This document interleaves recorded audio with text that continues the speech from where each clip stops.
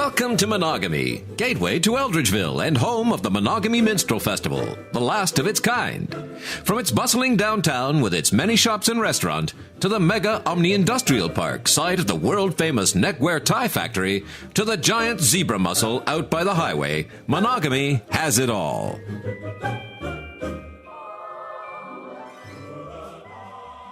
In 1873, our founding father, L. Stanley Standish, facing persecution in the evil country known as Great Britain, fled with his friend to the Monagami area, a place where his kind could live and be free.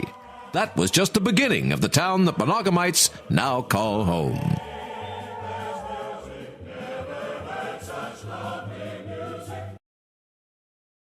But things are not all that they seem in this simple northern Ontario town, my friends. No, not at all. Schemes are afoot. Terrible times are on the way. Won't you join us now for Monagami?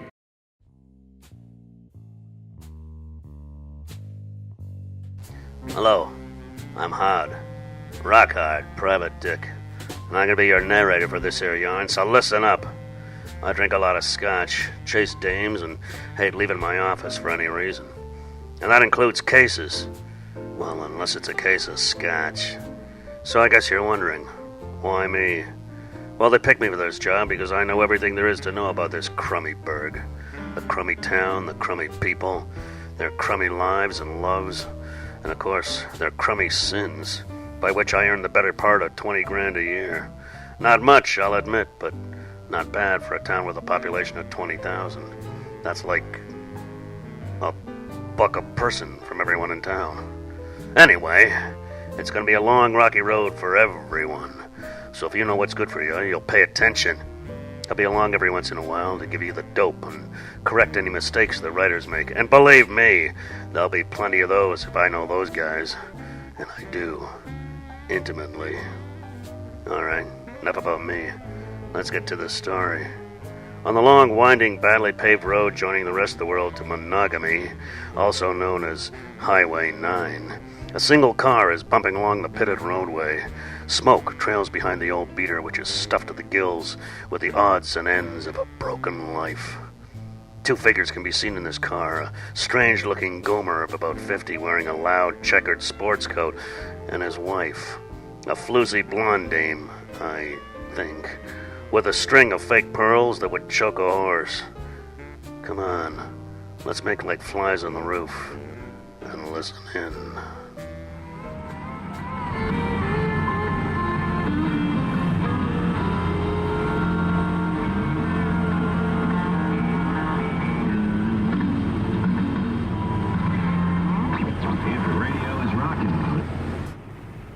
Beautiful day for driving, don't you think, Ella? I have to say I'm pretty excited about starting my new job as a salesman for the neckwear tie factory in Monagami, Ontario, gateway to Eldridgeville. You must be excited too, considering you're returning to the place of your birth, connecting up with your estranged father, and confronting all those difficult, painful memories from your childhood. It's a pretty good plot exposition, wouldn't you say? I don't have clots in my shins. Sorry, what was that? I don't have clots in my shins. I didn't say that. What I said was never mind. You weren't even listening, were you? I have to admit, Sam, I do have mixed emotions about going back to Monagami. That's ridiculous. Mixed emotions? You? Like what? Well, right now I'm feeling lots of ambivalence and dread. Oh, great. You had to go and pick complex emotions, didn't you? You could have just picked happy and sad, but no. You have to pick ambivalence and dread. Just great. Well, I'm not going to discuss it now. But, Sam, come on. I was just joking. I wasn't really going to discuss it. Oh. You know, to be perfectly honest, listen to me, I've never been perfectly honest in my life. I guess what I'm trying to say, Ella, is I love you. Oh. But I do feel bad about losing my job as a wig salesman and uprooting our whole household. I don't know how it could have happened. Well, maybe you got fired because you only sold one wig in 18 years, and that was to me. Yeah, possibly. Still, it's pretty ironic that of all the places I applied for a job at, we'd end up back in your old hometown. Oh, look, Sam, a hitchhiker. Yeah, I think I know what a hitchhiker looks like, Ella. I run them down 50 times a day. Well, maybe we should stop and pick him up. Oh, sure. We go miles out of our way to help a worthless hobo. We waste money on gas, which we have to keep buying over and over again, depleting the ozone layer, which in turn causes massive melting of the polar ice caps. Is that what you want, Ella? Huh? To be responsible for destroying the Arctic Circle? He's holding up a sign to Monagami, Sam. Over we go.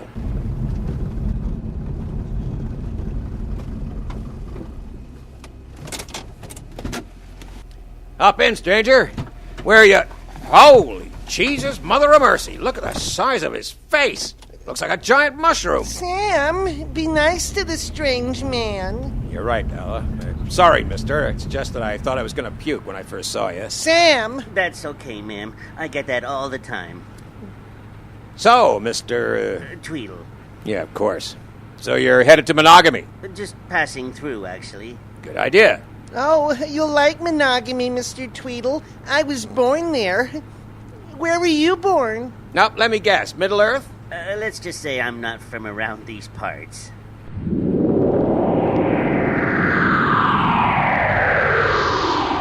What was that, Sam? Well, I'll tell you what it couldn't be, and that's a spaceship passing overhead. No, it couldn't be that. So if you're not from around here, where are you from, Mr. Tweedle? Somewhere, everywhere, nowhere. Where are you headed? Nowhere, everywhere, somewhere. So you're going home, then? Oh, by the way, I'm Ella, and this is my husband, Sam. What can we call you besides Mr. Tweedle? Why don't you call him a plastic surgeon? Just Tweedle is fine. Excuse me, but I think you might be bleeding from your nose, Mr. Tweedle. Oops. Sorry about that. I'll try not to get it on your upholstery. I think it's safe to say you won't notice it on that seat. This car has more blood on the floor than the Canadian Senate. Hey, look, there's a sign. Monogamy city limits. 15 more minutes, we'll be right downtown. You can drop me off right here, if you don't mind. Mind, I've been praying for it. Are you sure, Mr. Tweedle? We could drop you off at the bus depot. Yeah, or a tar pit or something. No thanks, Mrs. Toad. This is good. Actually, I'm feeling a bit car sick. Oh, I get that all the time, even when I'm not in a car. Well, I certainly hope our paths will cross again sometime. Me too. Thank you for the ride. Take care now. Bye-bye. Yep, see ya, you mutant. What nice people they were. Oh, I'm feeling kind of queasy again. Getting very thirsty. Ah, a lake. I'll just get a drink. What's that sign say? Monogamy drinking water reservoir, no dumping. Oh, well, I'm sure they won't mind getting a gift from above.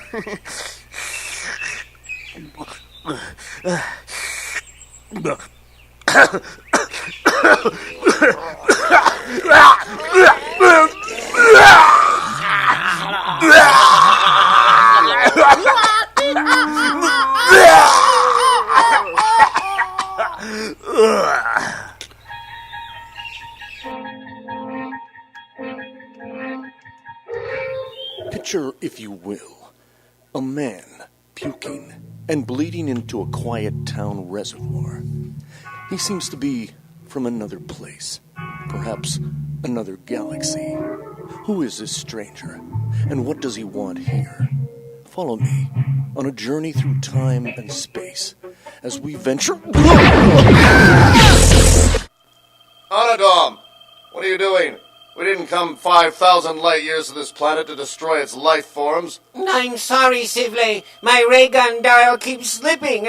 I had it set on stun, believe me. Your brain is set on stun. The label inside this creature's jacket identifies it as a rod surling. Silence! We must move forward towards the place called Monogamy. We have our mission to think about. Back to the ship. We'll try to land closer to town. Rock hard here. Sure glad those alien guys made toast out of old Ron. I wouldn't have wanted to lose this cushy job right off the bat. He's a way better narrator than I'll ever be. But what the hell do those aliens want anyway? Maybe we'll find out more in the next scene. Set in the bucolic forests of Monogamy Camping Park and Refuse Dump. Bucolic. How's that for a $10 word, huh?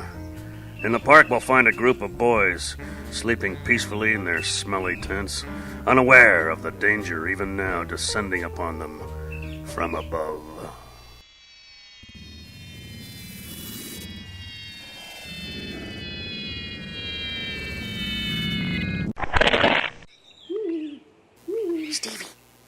Stevie, wake up. What?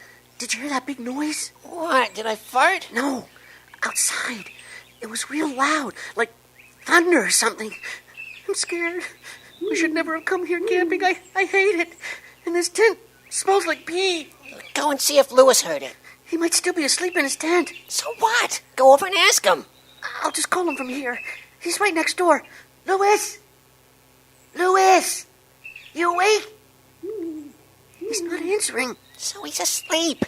So there obviously wasn't any weird noise, so you're just imagining things. I am not. I'm going to look outside. Fine. Just don't let any mosquitoes in. Oh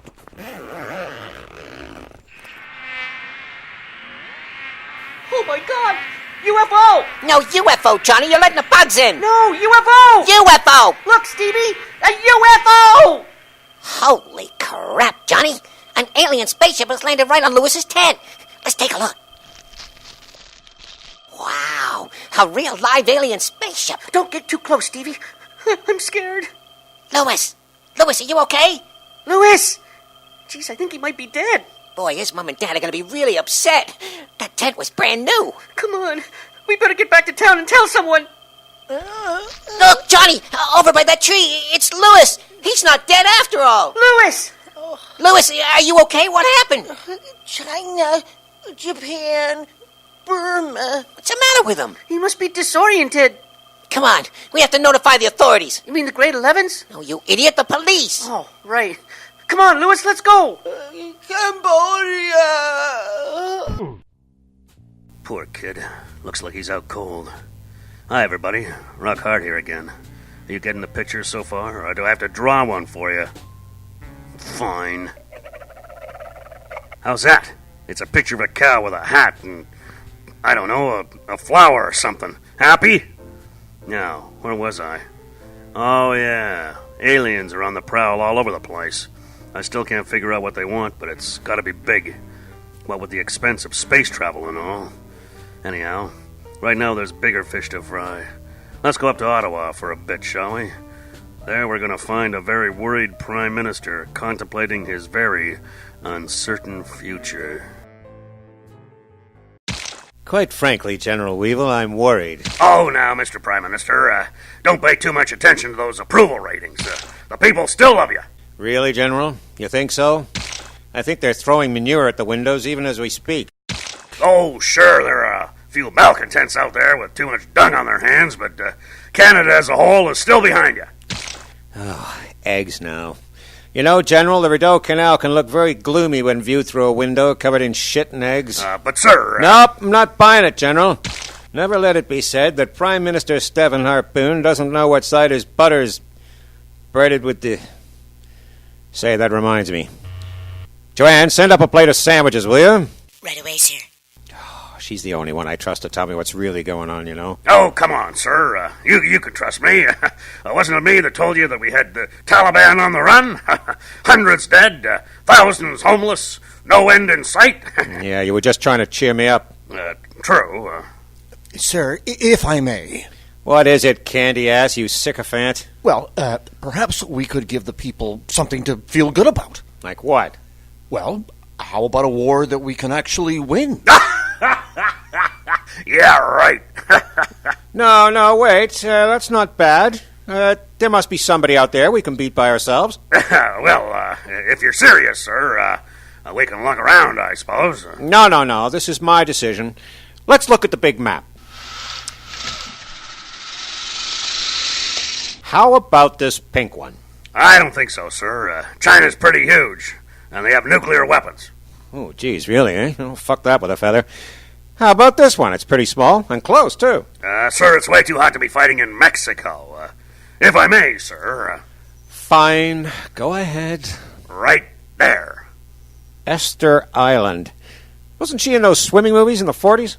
It says Easter. island, sir. Oh, my God, I hate you literate types. Always lording it over everyone. Look at me. I can read. Blah, blah this. Blah, blah that.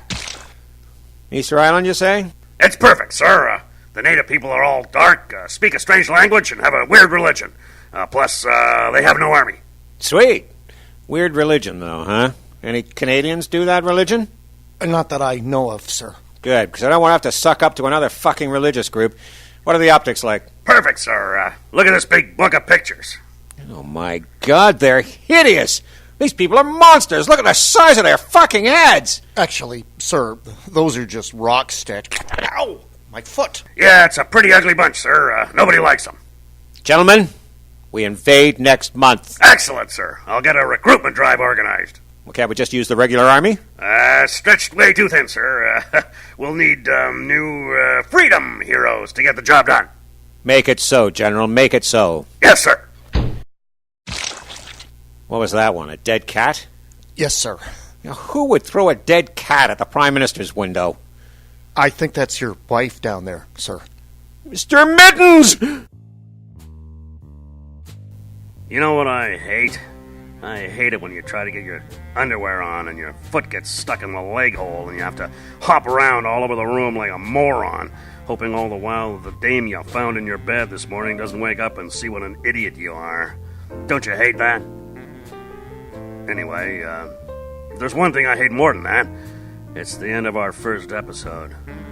But here we are. Will Sam and Ella find a new future in Monagami? Will the Prime Minister's plan to start a phony war to improve his ratings work? And what about those aliens and those poor kids? What's going to happen there? And what about that horse? Will it get better and win the Kentucky Derby if the little crippled Joey rides her? Oh, sorry. It's another show. Well, anyway, if it was me, I'd tune in for the next riveting episode of Monogamy.